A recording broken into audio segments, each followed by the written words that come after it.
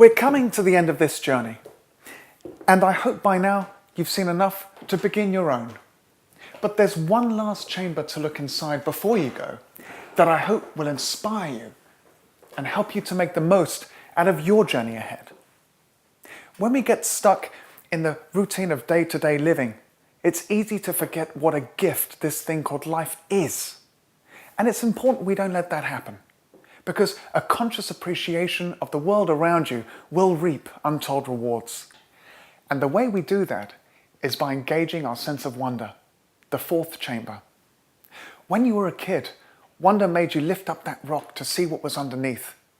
It gave you your imagination that enabled you to go anywhere and do anything. And it helped you to grow and develop as a human being. A fuller, more rewarding life is possible. And as our final story shows, a little wonder, an open mind, and a never-ending love of learning will see you on your way.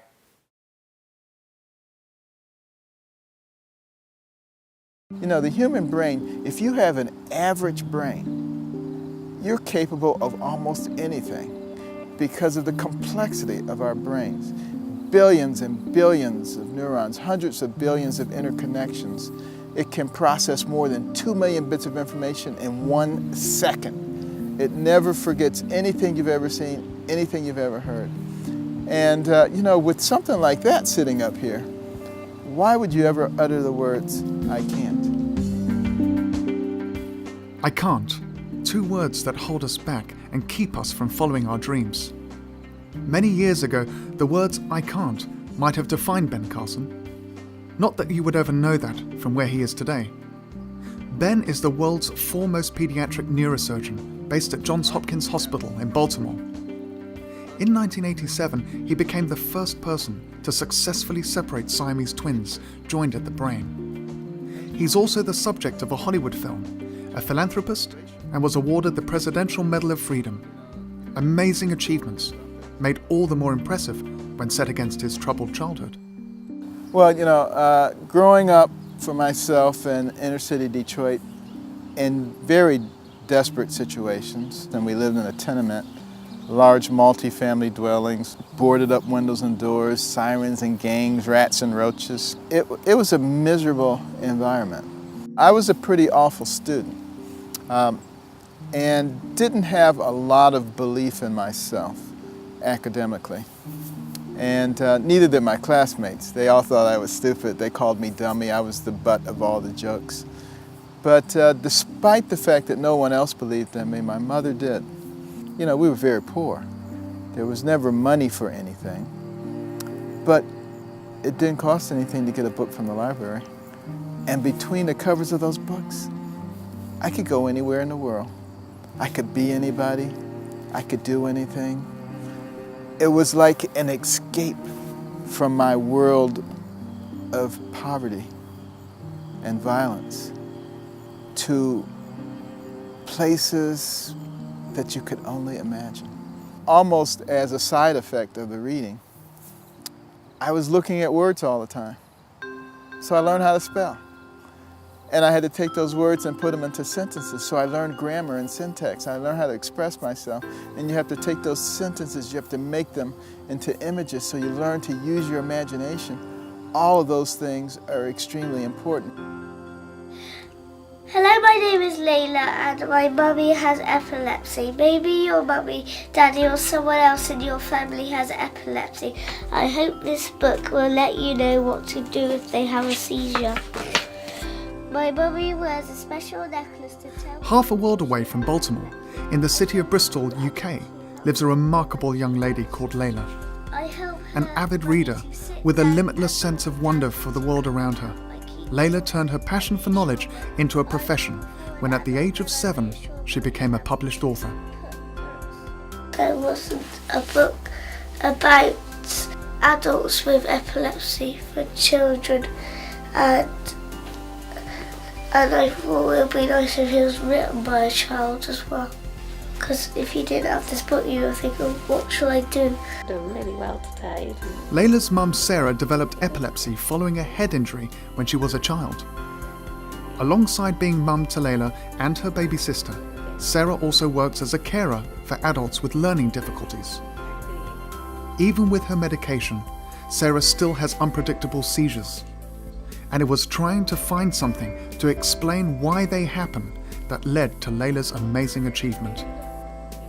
I looked everywhere for a book about epilepsy aimed at a child who's got a family member with epilepsy, but there was just nothing out there. I noticed Layla was carrying around a notepad, and I was curious what she was writing in there, and had a little look, and she'd written loads of information about epilepsy. I thought, this is a really good idea. So I looked into having it published. Local publisher Pomegranate Books thought so too, and put Layla's book to print. So far, it's sold over 300 copies around the world and has set Layla on course for her future career. I want to be a writer. I'd like to write adventure books, storybooks, information books. I am very proud of her. It's lovely seeing how vivid imagination she's got. It just takes me back to when I was a child. She's eager to be a teacher, and she's also wanting to write more books. For example, that she was asking my father-in-law about his diabetes recently, so I know she wants to write a book to help children who's got a family member with diabetes. I just think it's amazing that she just wants to help so many people. It makes me feel really proud. We can learn a lot from children. Their sense of wonder and thirst for knowledge puts the world at their feet. It was this discovery and a strong faith that set a young Ben Carson on the path to an extraordinary life. I would get on the bus and I would go downtown to the Detroit Institute of Arts and roam through those galleries until I knew every painter who painted each picture and when they were born and when they died and what period it represented. And I was always listening to my portable radio, listening to classical music. And I'd be walking down the streets of Detroit listening to classical music, and people thought I was nuts. This guy's crazy. But years later, when I decided that I wanted to be a neurosurgeon, well, I wanted to go to the place that's best known for neurosurgery, and that would be Johns Hopkins. But as I said before, they only took 2 people a year out of 125 applicants. But when I got an interview and I went there, the fellow who was in charge of the neurosurgery residency program, George B. Uvrahai, was also in charge of cultural affairs at the hospital. And somehow the conversation turned to classical music. And we talked for over an hour about different composers and their styles, conductors, orchestras, orchestral halls. There was no way he wasn't taking me in the program, because he had to have somebody to discuss these things with. But what I emphasize to young people all the time is there's no such thing as useless knowledge, because you never know what doors it's going to open for you. And the more you know, the more options you have. We cannot trace, the origins of a thought. We cannot define where imagination comes from. And I'm not sure we ever will, because that exists in a different dimension. The brain is the conduit through which we reach that other dimension, but we have no way of quantifying and measuring it. But we do have the ability to enjoy it and to use it to the fullest extent. We've reached the end of the 4 chambers and seen 4 amazing stories about how compassion, courage, vision and wonder can light the way to real happiness. I believe we should aspire to live these virtues every day, to show compassion and kindness, to never stop learning, to live with purpose, and to do the right thing. We'll feel happier, closer to our loved ones, and more connected to the wider world. At the beginning of the 4 chambers, I asked you to imagine what it would be like if every interaction you had left the other person in a better place than when you found them.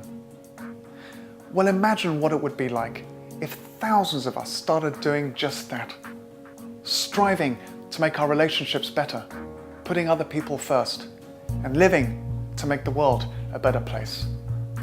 Join me on a new journey to make this decade the most creative, peaceful, and loving yet.